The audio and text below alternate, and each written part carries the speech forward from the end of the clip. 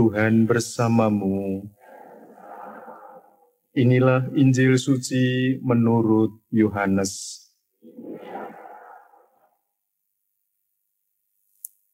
Banyak di antara orang-orang Yahudi yang datang melawat Maria dan yang menyaksikan sendiri apa yang telah dibuat Yesus terhadap Lazarus percaya kepadanya.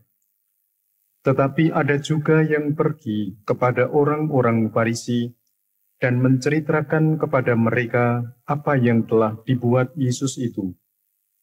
Lalu imam-imam kepala dan orang-orang Farisi memanggil mahkamah agama untuk berkumpul.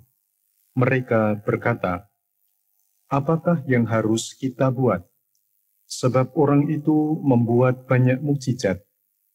Apabila kita biarkan dia, maka semua orang akan percaya kepadanya, lalu orang-orang Roma akan datang dan merampas tempat suci kita serta bangsa kita." Tetapi seorang di antara mereka, yaitu Kayafas, imam besar pada tahun itu, berkata kepada mereka, "Kamu tidak tahu apa-apa. Kamu tidak insaf bahwa lebih berguna bagimu jika satu orang mati untuk bangsa kita daripada seluruh bangsa kita ini binasa." Hal ini dikatakan Kayafas bukan dari dirinya sendiri, tetapi sebagai imam besar pada tahun itu, ia bernubuat bahwa Yesus akan mati untuk seluruh bangsa, bukan untuk bangsa itu saja, tetapi juga untuk mengumpulkan dan mempersatukan anak-anak Allah yang tercerai-berai. Mulai dari hari itu, mereka sepakat untuk membunuh dia. Karena itu, Yesus tidak tampil lagi di muka umum, di tengah orang-orang Yahudi. Ia berangkat dari situ ke daerah dekat padang gurun, ke sebuah kota yang bernama Efraim. Di situ ia tinggal bersama murid-muridnya. Waktu itu hari raya Paskah orang Yahudi sudah dekat, dan banyak orang dari negeri itu berangkat ke Yerusalem untuk menyucikan diri sebelum Paskah itu. Mereka mencari Yesus, dan sambil berdiri di dalam bait Allah, mereka berkata seorang kepada yang lain, "Bagaimana pendapatmu? Akan datang jugakah ia ke pesta?" Demikianlah sabda Tuhan. Terpujilah Kristus.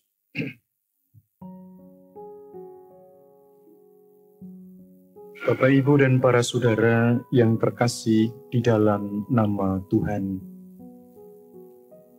Kalau kita mencoba memperhatikan apa yang diwartakan oleh Santo Paulus, baik dalam suratnya kepada orang perorangan maupun kepada jemaat, sering kita temukan ungkapan Santo Paulus yang mengatakan, Yesus terus berbuat baik, atau Yesus meninggalkan tempat itu dan terus berbuat baik. Para saudara yang terkasih, kadangkala pun kita berpikir, kita sudah berbuat baik, tetapi orang lain tidak berbuat baik kepada kita. Bahkan mereka membenci kita. Pertanyaannya adalah, apakah saya harus berhenti berbuat baik agar tidak dibenci oleh orang lain? Kutipan bacaan Injil yang baru saja kita dengarkan kiranya memberi suatu gambaran dan jawaban atas pertanyaan-pertanyaan kita itu. Apakah saya harus berhenti berbuat baik? Jawabannya adalah tidak. Karena kebaikan dan kebenaran harus senantiasa diwartakan dan dihadirkan dari satu tempat ke tempat yang lain dan atau dalam situasi apapun. Kendatipun risiko dari sebuah perbuatan baik itu adalah penderitaan bagi kita, tetapi kita tidak pernah boleh berhenti berbuat baik. Yang menjadi teladan untuk itu semua adalah Yesus Kristus sendiri. Di mana Dia ada, baik lewat pengajaran-pengajaran maupun mukjizat-mukjizat yang dilakukan, intinya adalah perbuatan baik, menghadirkan kerajaan Allah, menghadirkan Allah yang meraja di dalam dirinya. Orang-orang yang berhadapan dengan Yesus merasa terancam, merasa takut akan kedudukan yang sekarang ini sedang mereka emban. Mereka sungguh terusik dan hidup di dalam ketakutan. Maka buah dari itu semua adalah kebencian dan ingin membinasakan Yesus.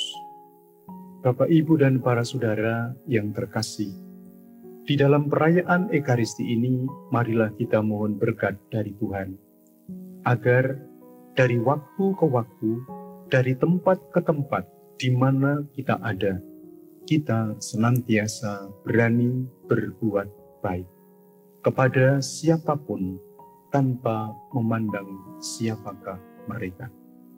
Tentu Tuhan akan memampukan kita dengan kelimpahan berkat-Nya. Bapak, Ibu, dan para saudara yang terkasih, pagi hari ini kita akan menerima para katekumen yang nanti akan dipermandikan pada malam Paskah. Saudara-saudari kita ini telah dipersiapkan oleh para katekis cukup lama, dan mereka meminta kepada gereja, meminta kepada imam sebagai pemimpin gereja untuk membaptis mereka. Mereka telah dinyatakan siap oleh para pendampingnya. Maka di dalam perayaan ini mereka akan diterima sebagai katekumen dan nanti akan dipermandikan pada malam Paskah. Sekarang marilah sejenak kita ikuti upacara itu. Kemuliaan kepada Bapa dan Putra dan Roh Kudus.